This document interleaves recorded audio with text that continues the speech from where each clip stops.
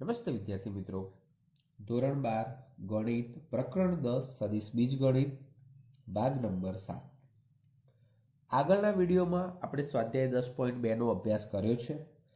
10.2 માં જ આગળ પ્રશ્ન નંબર 17 નો આપણે અભ્યાસ કરીએ. અહીંયા ટોટલ 3 બિંદુઓના સ્થાન સદિશો આપેલા છે, બરાબર? એ સદિશ, બી સદિશ અને સી સદિશ. તો તે કાટકોણ ત્રિકોણ રચે છે એવું આપણે સાબિત કરવાનું છે. તો આપણે પહેલા એનો ઉલ્લેખ કરી દઈએ કે એ નો સ્થાન સદિશ અથવા એ, બી અને સી ના સ્થાન સદિશો એવું પણ આપણે કહી શકીએ. ચલો એવું જ લખી દઈએ. એ, બી અને સી ના સ્થાન સદિશો અનુક્રમે એ સદિશ equal two 3i minus 4j minus 4k, b સદિશ equal to 2i minus j plus k અને c સદિશ equal to i minus 3j minus 5k છે. હવે આ જે છે એનો ઉપયોગ કરીને આ 3 સ્થાન સદિશો એ કાટકોણ ત્રિકોણ રચે છે એવું આપણે બતાવવાનું છે. મિત્રો, કાટકોણ ત્રિકોણ રચતું હોય તો આપણે જાણીએ છીએ પાયથાગોરસ નિયમ, મતલબ કોઈ પણ બે બાજુઓના વર્ગોનો સરવાળો. પરંતુ હવે બાજુ, તો બાજુ માટે શું કરી શકાય? ટૂંકમાં બાજુનું માપ, એના માટે શું કરી શકાય? તો જે બિંદુઓના સ્થાન સદિશ આપ્યા છે એના આધારે આપણે એબી સદિશ શોધીએ, બીસી સદિશ શોધી લઈએ અને એસી સદિશ શોધી લઈએ. આમ 3 સદિશ શોધીને આપણે એમના માનાંક શોધીશું અને એમના વર્ગોનો સરવાળો જોઈશું. તો ચલો સૌથી પહેલા આપણે એબી સદિશ શોધી દઈએ. એબી સદિશ એનો મતલબ બી સદિશ માઇનસ એ સદિશ. તો 2i માઇનસ જે પ્લસ કે 3i minus 4j minus 4k. ચલો હવે બાદ બાકી કરીએ. માઇનસ i પછી -1 અને +4 તો +3j. ચલો +1 અને +4 તો 5k.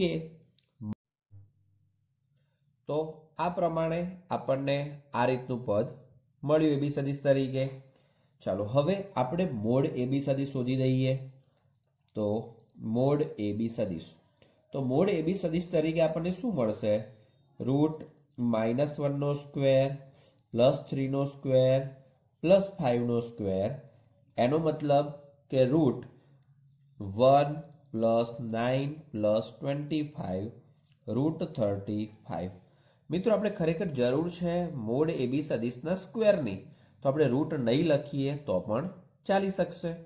ઓકે, ચલો એવી રીતે આપણે બીસી સદિશ શોધીએ, મતલબ સી સદિશ માઇનસ બી સદિશ. તો સી સદિશ તરીકે આપણી પાસે છે i - 3j - 5k, i - 3j - 5k. ચલો બી સદિશ તરીકે છે 2i - j plus k. ચલો એમની આપણે બાદ બાકી કરીએ. i - 2i એનો મતલબ કે -i -3 plus i -3j plus j એટલે -2j. અને એ જ રીતે આપણે જોઈએ તો -5k અને -k એટલે -6k. ઓકે, તો આ પ્રમાણે આપણી પાસે બીસી સદિશ છે. ઓકે, તો આપણે હવે મોડ બીસી સદિશનો સ્ક્વેર શોધી દઈએ. મોડ બીસી સદિશનો સ્ક્વેર તો શું લખાશે? હવે રૂટ તો આવશે નહીં. -1 નો સ્ક્વેર -2 નો સ્ક્વેર -6 નો સ્ક્વેર 1 + 4 + 36 = 41. ચલો હવે એવી રીતે એસી સદિશ અથવા સીએ સદિશ આપણે શોધી દઈએ। તો ચલો એસી સદિશ આપણે લખીએ, मतलब सी सदिश माइनस ए सदिश। सी सदिश तरीके आई minus 3j minus 5k minus चलो बीजा सदिश तरीके 3i minus 4j minus 4k। चलो i माइनस 3i एटले माइनस 2i माइनस 3j અને પ્લસ 4j તો plus j minus 5k plus 4k तो माइनस k। तो माटे मोड एसी सदिश नो स्क्वेर इक्वल टू माइनस 2 नो स्क्वेर 1 स्क्वेर माइनस 1 नो स्क्वेर 4 प्लस 1 एनो मतलब के 6। तो मित्रों હવે આપણી પાસે અહીંયા જે પણ ત્રણ સદિશો ના માનાંકના સ્ક્વેર મળ્યા છે એમાં આપણે અહીંયા વિચારીએ તો મોડ AB સદિશનો સ્ક્વેર વિચારીએ તો કેટલો થવાનો છે 35। તો આપણે અહીંયા એનો ઉલ્લેખ કરી દઈએ માટે મોડ AB સદિશનો સ્ક્વેર ઇક્વલ ટુ 35। 35 અને 6 એ બંનેને આપણે ભેગા કરીએ તો આપણને 41 મળે છે। તો આપણે એનો ઉલ્લેખ કરીએ તો કે માટે मोड AB सदिश नो स्क्वेर प्लस मोड AC सदिश नो स्क्वेर 35 प्लस 6 इक्वल टू 41 અને 41 तो खरेखर શું છે મોડ BC સદિશ નો સ્ક્વેર। તો આ પ્રમાણે પાયથાગોરસ નિયમનું પાલન થાય છે અને માટે આપેલા ત્રણ બિંદુઓ શું રચશે કાટકોણ ત્રિકોણ રચે છે। माटे आपेला बिंदुओ ए बी अने सी काटकोण त्रिकोण रचे छे। तो आ छे आपणो प्रश्न नंबर 17। हवे मित्रों प्रश्न नंबर 18 आपणे समजवो पड़शे कारण के एनी अंदर આપણને જે આપ્યું છે એમાં એવું છે ચાર વિકલ્પો છે અને કયા વિકલ્પો સત્ય નથી એ આપણે વિચારવાનું છે। તો એના માટે જે આકૃતિ છે એ પહેલા જોઈ લઈએ। આકૃતિ આપણને આ રીતે આપેલી છે, અહીંથી આ રીતે AB સદિશ, અહીંથી આ રીતે BC સદિશ અને અહીંથી આ રીતે AC સદિશ। एम टोटल 3 सदिशो आप्या छे AB BC અને AC सदिश। ओके અહીં આપણે તીર રાખીએ એટલે જેથી કરીને આપણને દેખાય।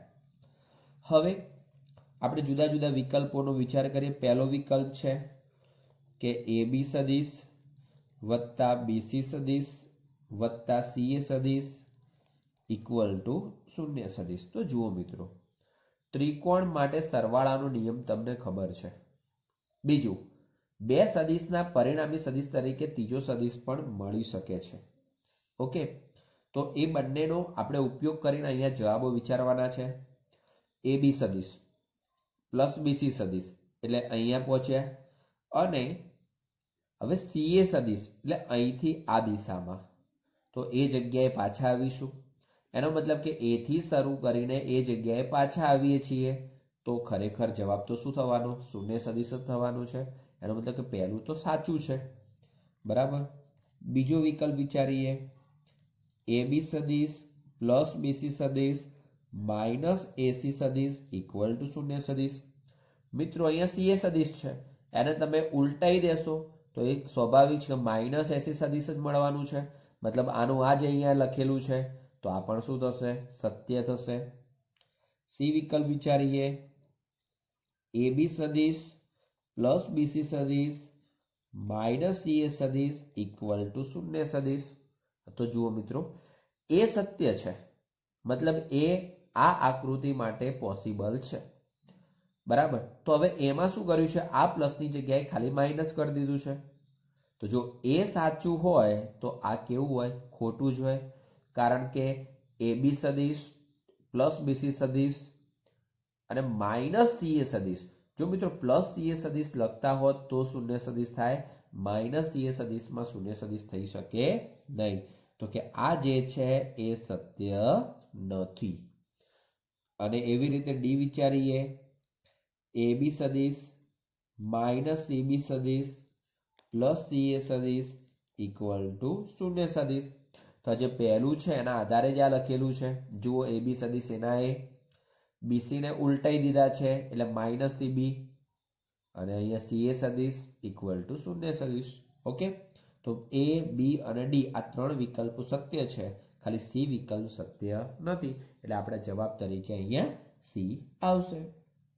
ચલો એવી રીતે પ્રશ્ન નંબર 19, A સદિશ અને B સદિશ બે સમરેખ સદિશો છે. તો ખરેખર આપણે અહીંયા ઉલ્લેખ કરી દઈએ, A સદિશ અને B સદિશ સમરેખ સદિશો છે.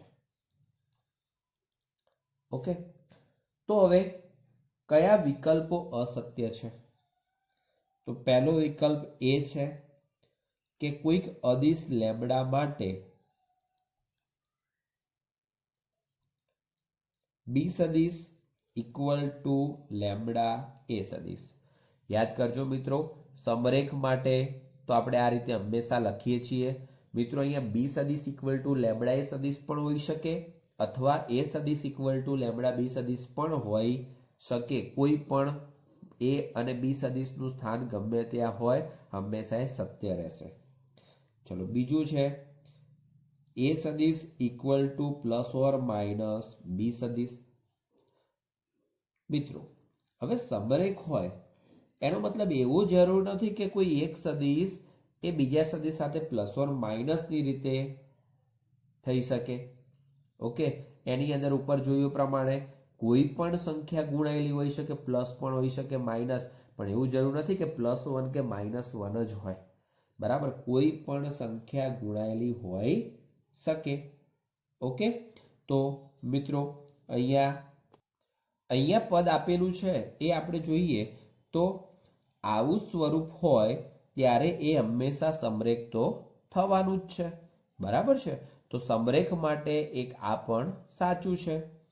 ચલો C વિકલ્પ વિચારીએ તો A સદિશ અને B સદિશના અનુરૂપ ઘટકો પ્રમાણમાં નથી અને B સદિશના અનુરૂપ ઘટકો પ્રમાણમાં નથી. તો મિત્રો હવે યાદ કરજો, જ્યારે આપણે સમરેખની વાત કરેલી છે ત્યારે એમના અનુરૂપ ઘટકો હંમેશા પ્રમાણમાં હોય, એટલે કે એમનો ગુણોત્તર હંમેશા સરખો હોય. તો આનો મતલબ એવો થયો આ જે છે એ જ અસત્ય છે. અને છેલ્લે ડી વિચારીએ તો એમાં શું છે, બંને સદિશોની દિશા સમાન. તો A અને B ની દિશા સમાન છે પરંતુ માન ભિન્ન છે. ઓકે, તો મિત્રો સમરેખ માટે આ પણ સાચું છે, કારણ કે એમની દિશા સમાન હોય અને માન ભિન્ન હોય. દિશા અહીંયા વિરુદ્ધ પણ હોઈ શકે છે, એવું કશું નથી, પણ સમરેખ માટે આવું પણ પોસિબલ છે. તો આ વિધાન પણ આપણા માટે સાચું થશે. તો ફક્ત ને ફક્ત એક C વિધાન સાચું નથી. તો આ હતું મિત્રો સ્વાધ્યાય 10.2. બરાબર, એમાં સામાન્ય અને નાના સૂત્રોનો આપણે અભ્યાસ કર્યો છે. હવે તેનાથી આગળનો ટોપિક આપણે જોઈએ તો બે સદિશોનો ગુણાકાર.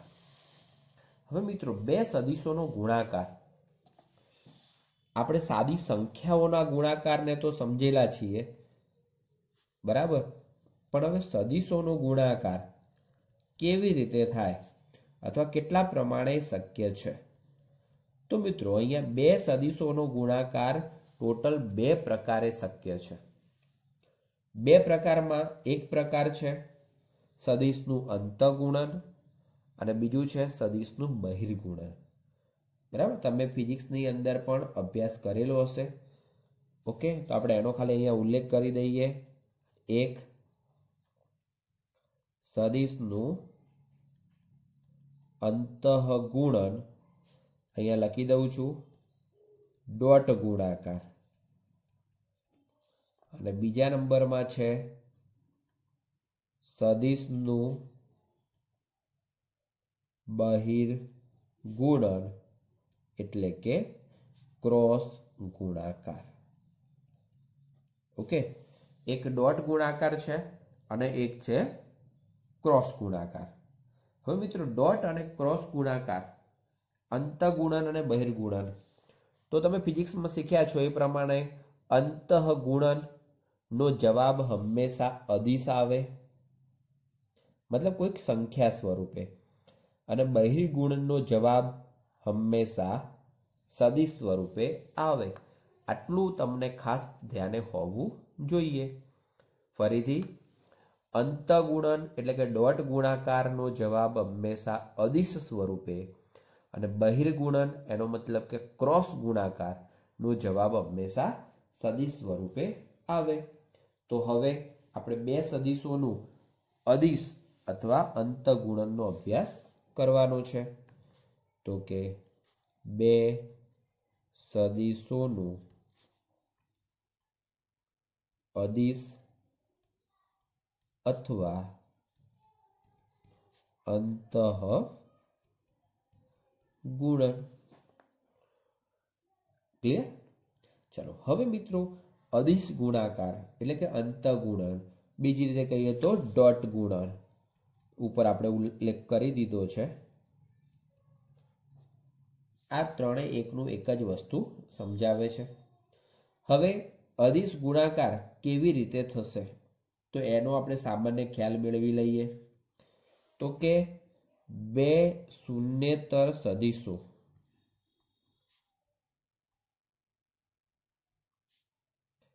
એ સદિશ અને બી સદિશ નો અદિશ ગુણાકાર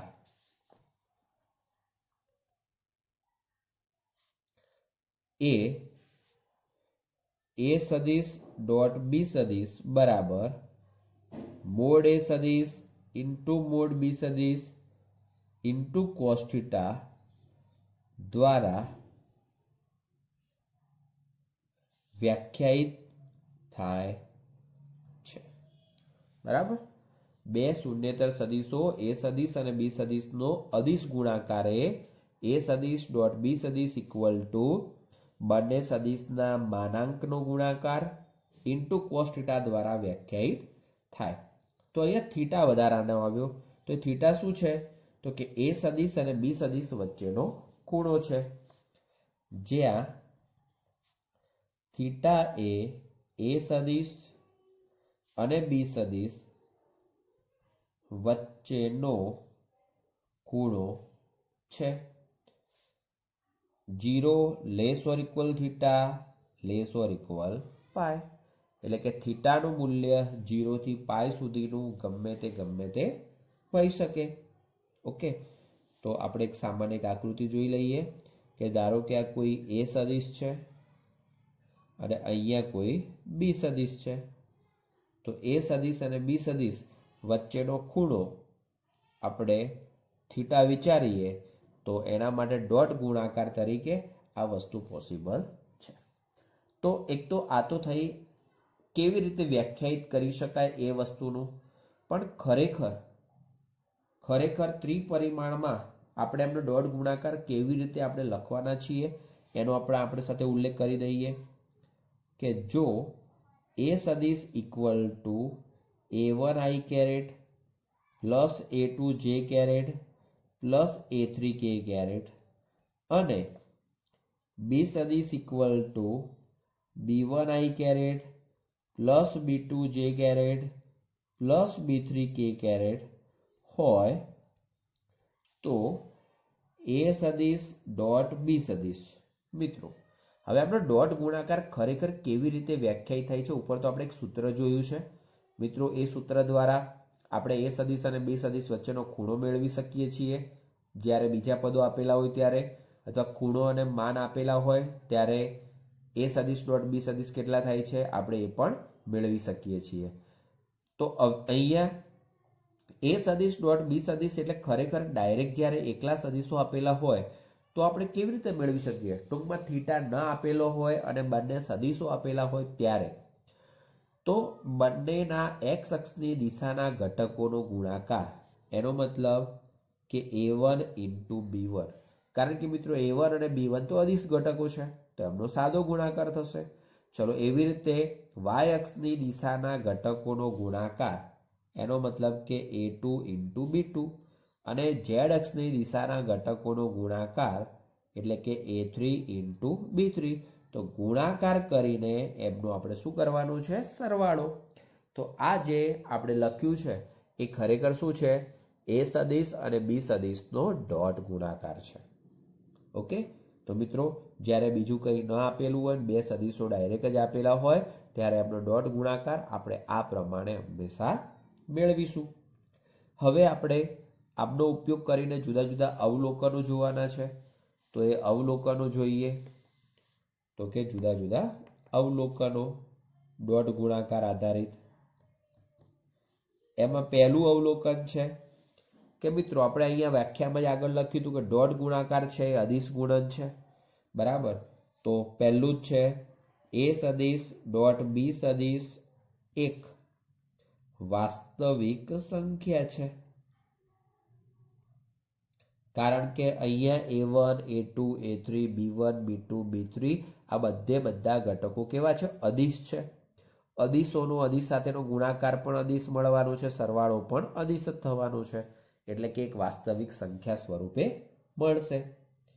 બીજું કે a સદિશ અને b સદિશ બે શૂન્યેતર સદિશો હોય અને સાથે જો આપણો ડોટ ગુણાકાર 0 થતો હોય તો a સદિશ અને b સદિશ કેવા થશે? પરસ્પર લંબ થશે. ઓકે, તો આપણે એનો ઉલ્લેખ કરી દઈએ કે જો a સદિશ અને b સદિશ શૂન્યેતર સદિશો હોય, a સદિશ અને b સદિશ કેવા હોય?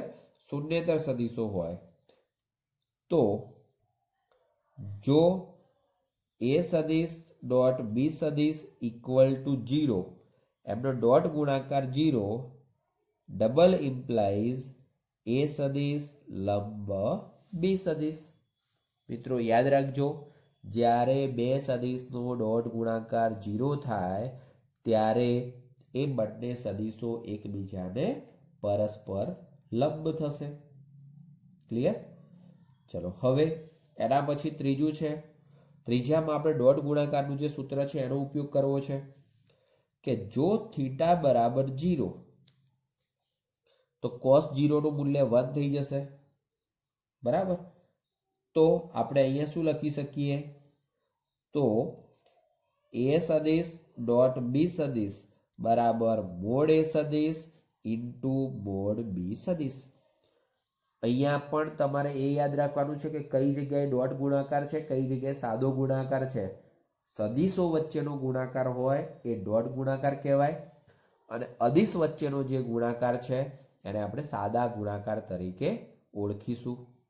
તો અહીંયા સદિશ વચ્ચેનો ગુણાકાર છે અને અહીંયા સાદો ગુણાકાર છે, કારણ કે મોડ a સદિશ એક અદિશ મળે છે, મોડ b સદિશ પણ એક અદિશ મળે છે, મતલબ એક વાસ્તવિક સંખ્યા સ્વરૂપે મળે છે, અને એમનો ગુણાકાર પણ એક વાસ્તવિક સંખ્યા સ્વરૂપે હંમેશા મળવાનું છે. ઓકે, તો થીટા બરાબર 0 હોય તો આ રીતે મળે. ચોથું, જો થીટા ઇક્વલ ટુ પાય તો શું થઈ શકે? તો a સદિશ ડોટ b સદિશ equal two minus mode a સદિશ ઇન્ટુ મોડ b સદિશ. જોઈ લેજો, થીટાનું મૂલ્ય પાય હોય તો a સદિશ ડોટ b સદિશ આપણને શું મળશે? માઇનસ મોડ a સદિશ ઇન્ટુ મોડ b સદિશ.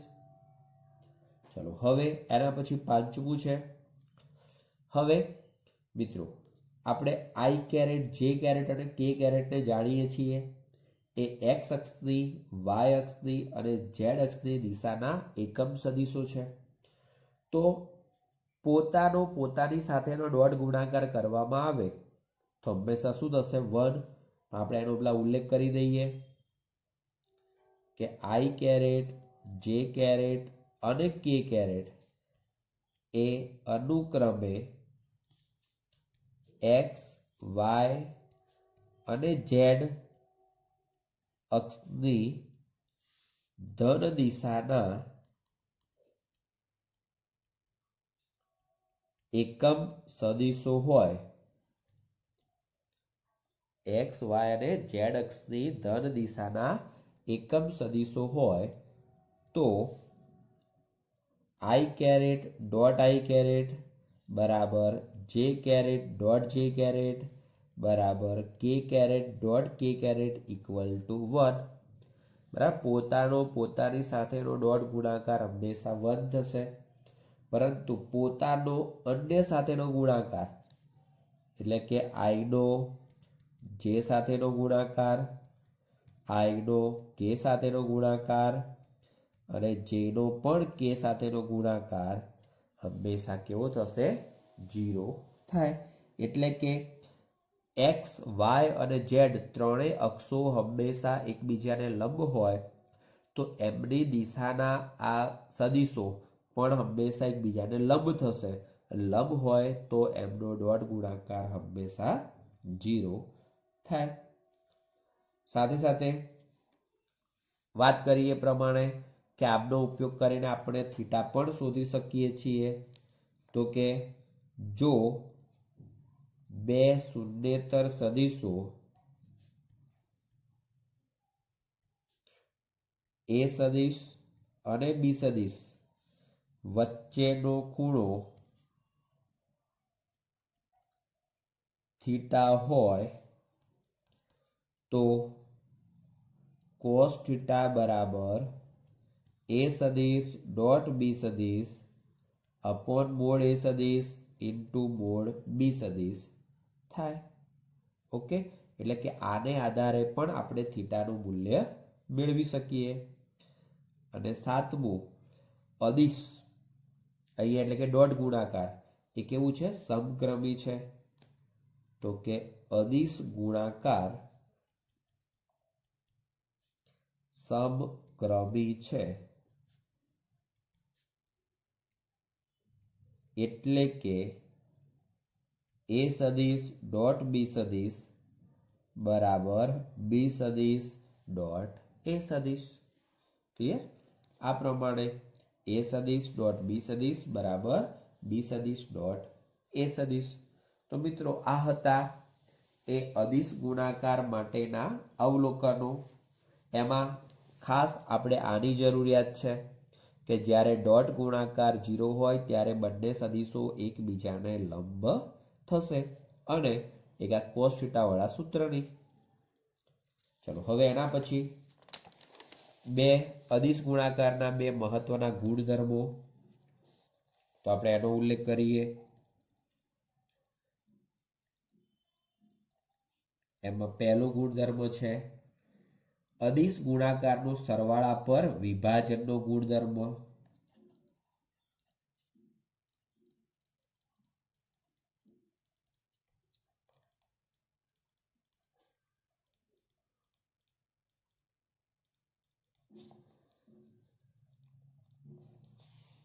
હવે આની અંદર કોઈ પણ ત્રણ સદિશો માટે આપણે વિચારીએ, એ સદિશ, બી સદિશ અને સી સદિશ કોઈ પણ ત્રણ સદિશો હોય તો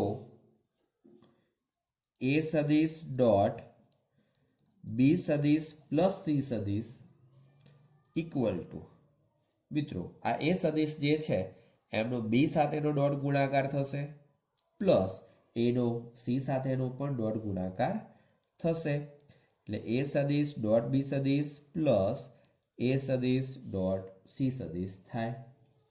ચલો એનો બીજો ગુણધર્મ છે કે અદિશ લેમ્બડા સાથેનો ગુણાકાર. તો કે કોઈ પણ બે સદિશો એ સદિશ અને બી સદિશ અને કોઈ પણ અદિશ સંખ્યા લેમ્બડા માટે લેમ્બડા એ સદિશ ડોટ બી સદિશ ઇક્વલ ટુ લેમ્ડા એ સદિશ ડોટ બી સદિશ ઇક્વલ ટુ એ સદિશ ડોટ લેમ્ડા બી સદિશ. એટલે ટૂંકમાં લેમ્ડાનો ગુણાકાર કોઈ પણ જગ્યાએ થાય એનાથી કોઈ ફરક પડતો નથી. બરાબર છે, કારણ કે એ સદિશ અને બી સદિશનો તો હંમેશા ડોટ ગુણાકાર થવાનું છે, તો એનાથી કોઈ ફરક ત્યાં પડશે નહીં. હવે એના પછીનો ટોપિક છે રેખા પર સદિશનું પ્રક્ષેપ. રેખા પર સદિશનો પ્રક્ષેપ. મિત્રો, પ્રક્ષેપનો મતલબ આપણે પડછાયો એવું વિચારીશું, એટલે કે પ્રક્ષેપ સદિશ સ્વરૂપે આપણે વિચાર કરવાનો છે.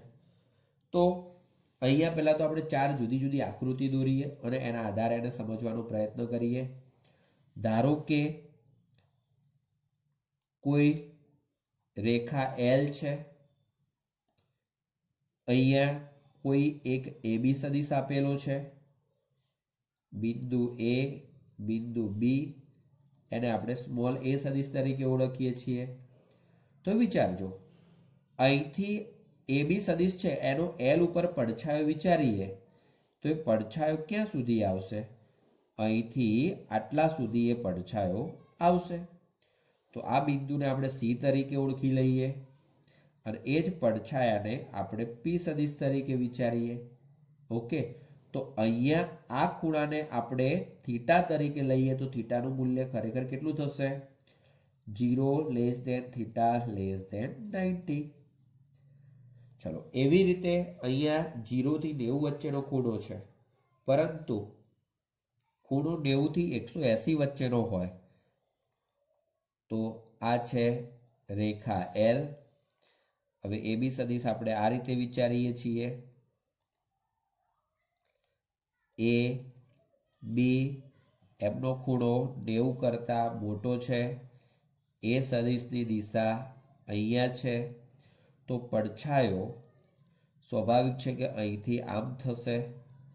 બરાબર, જે P સદિશ તરીકે થવાનું છે. તો 90 less than theta less than 180. ચલો, એવી જ રીતે આપણે ત્રીજું વિચારીએ. તો આ છે L ની દિશા, એટલે કે રેખા L. ચલો, સદિશ આપણે આ દિશામાં વિચારીએ છીએ. તો B, A સદિશ, તો આનો પડછાયો અહીંયા સુધી રહેશે. બિંદુ C, એનો મતલબ કે આ થયું P સદિશ, તો અહીંથી આટલો ખૂણો આપણા થીટા તરીકે થશે. તો એ વખતે 180 less than theta less than 270. અને છેલ્લી આકૃતિ રેખા L અથવા L ની દિશા. હવે ખૂણો 180 થી પણ 270 થી પણ આપણે વધારે વિચારીએ, મતલબ અહીંથી અહીંયા સુધીનો ખૂણો. તો આ બિંદુ તો આપણું A થશે, આ બિંદુ B, એનો પડછાયો અહીંયા આવશે. આ સદિશ બિંદુ C તરીકે લઈ લઈએ. આ આપણા માટે A સદિશ છે, આ આપણા માટે P સદિશ છે. તો 270 less than theta less than 360. Clear? હવે આ પ્રમાણે આપણને 4 જુદી જુદી આકૃતિઓ છે, તો આપણે એના આધારે પ્રક્ષેપ સદિશનો વિચાર કરી લઈએ. તો કે કોઈ પણ એક સદિશ AB એ રેખા L પર ઘડિયાળના કાંટાની વિરુદ્ધ દિશામાં, જો આપણે થીટા માટે તીર દરેકમાં દર્શાવે છે, તો ઘડિયાળના કાંટાની વિરુદ્ધ દિશામાં થીટા ખૂણો બનાવે છે. બરાબર, જેનું માન મોડ AB સદિશ ડોટ મોડ કોસ થીટા હોય, તો અને જેની દિશા અનુક્રમે કોસ થીટા ધન હોય કે ઋણ હોય, તો એ પ્રમાણે P સદિશ જે મળે છે એને AB સદિશ, આ જે AB સદિશ છે એનો L પરનો પ્રક્ષેપ સદિશ કહે છે. ક્લિયર? તો આપણે એનો અહીંયા ઉલ્લેખ કરી દઈએ. પ્રક્ષેપ સદિશ કોને કહે છે? તો કે ધારો કે સદિશ AB એ L દ્વારા દર્શાવાતી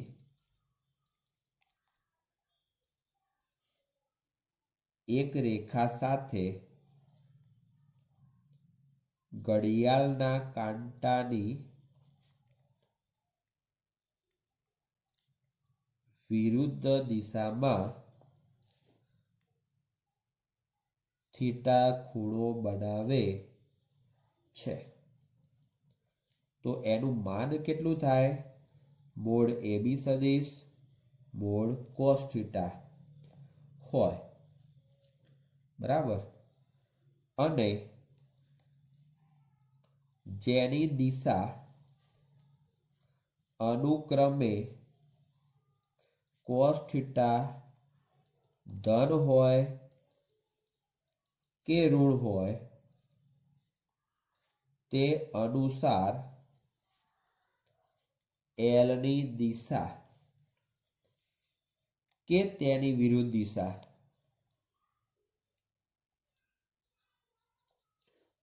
હોય તેવા સદિશ